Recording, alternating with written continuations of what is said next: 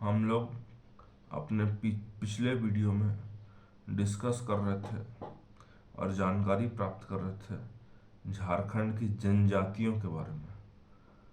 तो अब इस श्रृंखला को आगे बढ़ाते हैं और हम लोग अपने डिस्कशन को अलग अलग और दूसरी जनजातियों की ओर ले जाते हैं। देखिए, अब हम झारखंड की एक बहुत इम्पोर्टेंट जनजाति के बारे में डिस्कस करने जा रहे हैं और वो जनजाति है खड़िया जनजाति। और खड़िया जनजाति के लोगों की जो शारीरिक और सांस्कृतिक विशेषताएं हैं वो द्रविड़ परिवार के जो जनजाति हैं, द्रविड़ परिवार से मेरा मतलब है दक्षिण भारत में जितनी भी आदिवासी जनजातियां हैं या आदिवासी कम्युनिटी के लोग हैं उनसे है। तो झारखंड की जो खड़िया जनजाति है ना, वो खड़िया जनजाति द्रविड़ परिवार से बहुत ज़्यादा समानता रखती है, शारीरिक रूप से और सांस्कृतिक रूप से भी। और ऐसा अनुमान लगाया जाता है बहुत लोगों के द्वारा कि वो विंध्य पर्वत माला को पार करने के बाद दक्षिण भारत से इस क्षेत्र में आए होंगे।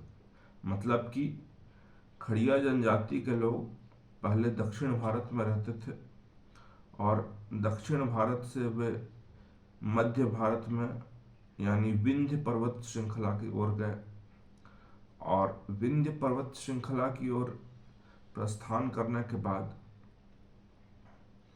उसको पार करके वे झारखंड के क्षेत्र में आए होंगे, ऐसा अनुमान लगाया जाता है। और एक और जनजाति है, जैसे असुर हैं और खड़िया हैं, उसी तरह से एक और जनजाति है जिसको कि बिरहोर कहा जाता है। बिरहोर जनजाति भी झारखंड की एक पुरानी जनजाति में से एक है। और इसके अलावा अगर सामाजिक स्थिति, आर्थिक स्थिति और बाकी लोगों जनमानस की अगर आपको मतलब जनरल लोगों का कंडीशन देखना है तो अगर उसमें सबसे उन्नत और सबसे प्रोग्रेसिव अगर कोई दो जनजाति है तो वो मुंडा है और ओरांव है।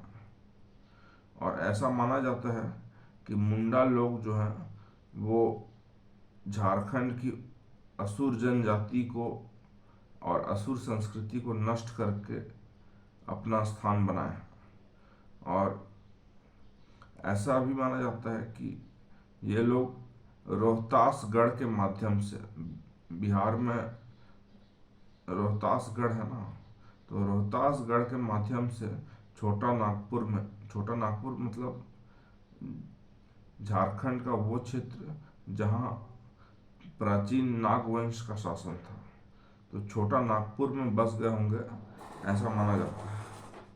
और पहली शताब्दी में ऐतिहासिक नागवंश की स्थापना में महत्वपूर्ण योगदान इन्होंने निभाया था। मतलब मुंडा लोगों के बारे में कहा जा रहा है कि पहली शताब्दी में एक राजवंश था झारखंड में जिसको कि नागवंशी कहा जाता था। तो नागवंशी राजा लोगों का शासन था आपके छोटा नागपुर इलाके में। छोटा नागपुर इलाके से मेरा मतलब है वो इलाका जो कि छोटा नागपुर पठार के इर्द गिर्द है। और उस समय उनकी जो शासन व्यवस्था थी उसका भी अध्ययन हम लोग करेंगे। तो मुंडा लोग जो थे वो झारखंड में आदिवासी समाज में सबसे उन्नत माने जाते हैं और ओरांव लोग भी सबसे उन्नत माने जाते हैं। ओरांव लोगों का दूसरा नाम जो है उसको खुड़ुक कहा जाता है। और खुड़ुक जनजाति के जो लोग हैं उनकी भी जो भाषा है वो दक्षिण भारतीय जनजाति के लोगों से मिलती जुलती है। तो विद्वान लोगों का ऐसा मानना है कि वे लोग भी माइग्रेशन करके दक्षिण भारत से झारखंड की तरफ आए थे। और ऐसा भी माना जाता है कि मुंडा जनजाति के जो लोग हैं वो लोग तिब्बत से आए थे और कुछ समय तक वे लोग दक्षिणी बिहार में भी रहे थे। और मुंडा जनजाति के लोगों को दक्षिण बिहार से झारखंड में बसने के लिए बहुत संघर्ष करना पड़ा था। असल क्या हुआ कि वो ओरांव, चेरो और खरवार जनजाति के जो लोग थे ना, उनका विरोध उनको सहना पड़ा। और उनका विरोध सहने के बाद क्या हुआ कि उनको छोटा नागपुर क्षेत्र में बसना पड़ा। और ऐसा माना जाता है कि मुंडा लोग जो थे वो महाभारत काल में एक राजा थे, जिनको मतलब रामायण महाभारत की जानकारी है उनके लिए बोल रहा हूँ। एक राजा थे जरासंध करके, और जरासंध राजा के साथ वो मुंडा लोग थे। और महाभारत के युद्ध में मुंडा लोग जो थे वो कौरव सेना के साथ में शामिल हुए थे। और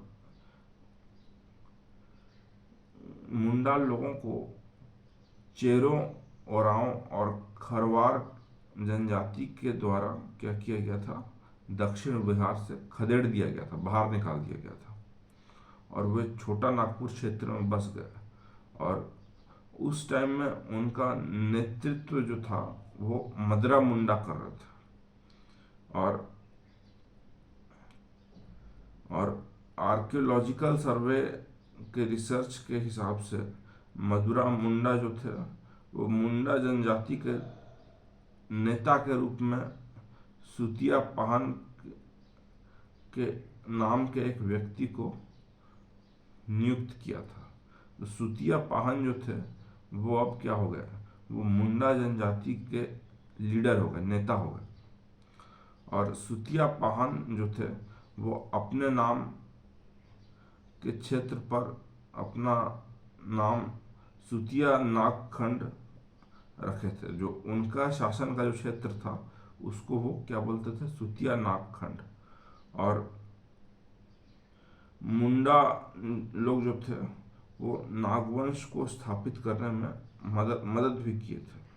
और ऐसा माना जाता है कि ओरांव जनजाति जो कि द्रविड़ से संबंधित हैं, दक्षिण भारत से आई हैं। ये तो आपको हम अभी थोड़ा बताया पहले।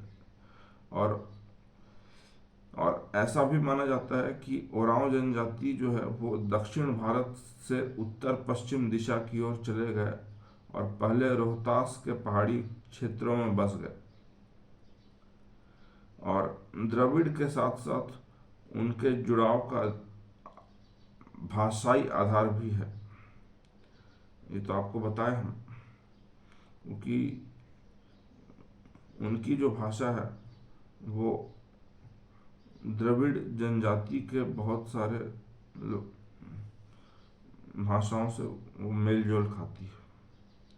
और ओरांव परंपरा के अनुसार ये लोग खुद को खड़क के वंशज मानते थे और इसी कारण से उनको बाद में खुड़ुक कहा जाने लगा। और चेरो और खरवार जनजाति के द्वारा क्या हुआ कि इनको दक्षिण बिहार से निकाल दिया गया। और ओरांव लोग जो थे वो क्या हुए, वो दो शाखाओं में विभाजित हो गए। और एक शाखा जो है वो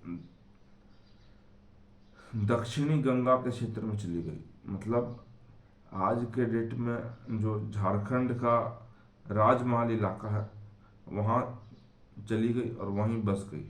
और राजमहल की एक और जनजाति है जिसको कि मालेर जनजाति बोलते हैं। तो मालेर जनजाति को ऐसा माना जाता है कि ये लोग जो हैं ये उन्हीं के वंशज हैं। मतलब किसके वंशज हैं? ओरांव लोगों के वंशज हैं। और दूसरी शाखा जो थी वो पलामू और उत्तरी कोयल नदी के क्षेत्र में बस गई और छोटा नागपुर खास में भी बस गई। और वहाँ उन्होंने मुंडा लोगों के साथ निकट संपर्क स्थापित किया। एक लोक कथा है ओरांव लोगों की, क्या है कि हर जनजाति की और हर मतलब आदिवासी समाज की अपनी कुछ लोक कथाएं होती हैं और रीति रिवाज होते हैं। तो ओरांव जनजाति की एक लोक कथा है, उसके हिसाब से मुंडा लोग जो थे वो ओरांव लोगों को मांस खाने के लिए प्रेरित किए। और ये लोग जो थे ओरांव लोग, ये लोग मुंडा लोगों को जुताई और खेती की शिक्षा दी। और बाद में ओरांव लोग जो थे, ओरांव लोगों के दबाव के कारण मुंडा पश्चिमी भाग में पलायन कर गए।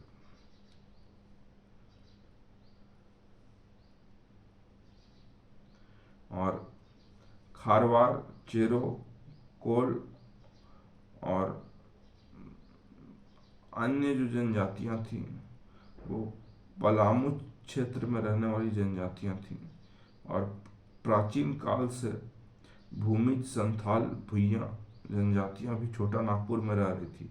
इन जनजातियों में भूमिज जनजाति, हो जनजाति, भुइया जनजाति भी पलामू क्षेत्र में रहती थी।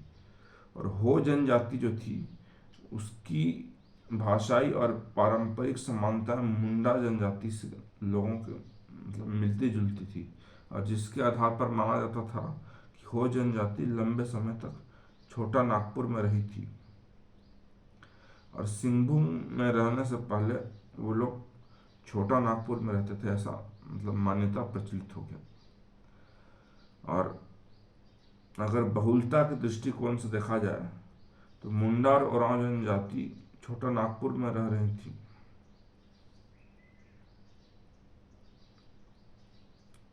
तो ये जानकारी जो थी ये झारखंड के कुछ प्रमुख जनजातियां जैसे मुंडा, ओरांव, चेरो, खरवार और अन्य जनजातियों के बारे में थी। अगर आपको वीडियो अच्छी लगे तो लाइक कीजिए और शेयर कीजिए। और अगर कुछ पूछना है तो कमेंट बॉक्स में पूछने के लिए अपने प्रश्न डालना न भूलें, मैं उसका यथोचित उत्तर दूंगा। आप निसंकोच होकर के तैयारी कीजिए, सफलता आपकी राह देख रही है। आप चाहें तो मुझे ईमेल भी लिख सकते हैं। मेरा ईमेल आईडी है स्मॉल में ईमेल टू जो है वो नंबर में आएगा, Saurabh SAURABH, Shubham SHUBHAM @gmail.com। अपने ईमेल के माध्यम से प्रश्न कर सकते हैं, मैं उसको समझाने और आपकी दुविधाओं को दूर करने का प्रयास करूंगा। यदि और किसी भी प्रकार की कोई भी दुविधा है झारखंड की किसी भी परीक्षा की तैयारी के लिए, तो आप मुझे निसंकोच ईमेल पर सूचित करें या कमेंट बॉक्स पर अपना कमेंट लिखें। मित्रों, JPSC की जो परीक्षा है वो निकट आ गई है और हमें पूरे जी जान से इसकी तैयारी में जुड़ जाना चाहिए। मैं आपको झारखंड स्टडी नाम की इस श्रृंखला में झारखंड की सभी महत्वपूर्ण चीज़ों से परिचय करवा दूंगा। तब तक के लिए धन्यवाद।